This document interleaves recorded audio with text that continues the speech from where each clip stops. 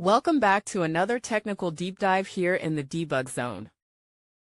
Today we're tackling a big question and breaking it down with insights from other users. Hopefully this clears up some misconceptions and helps you get the answer you need. So buckle up, stay a little curious, and let's jump right in.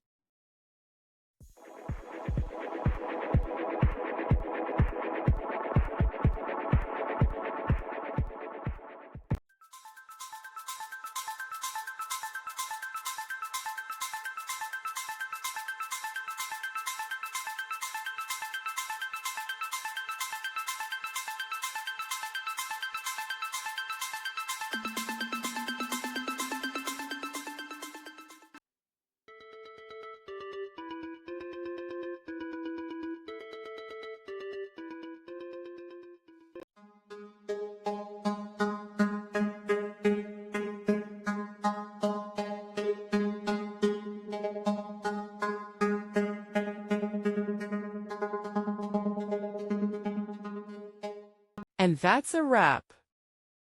I hope you found the answer you were looking for. If you did, take a second to hit that subscribe button. It really helps out. And let me know in the comments which solution worked best for you. See you next time in the debug zone.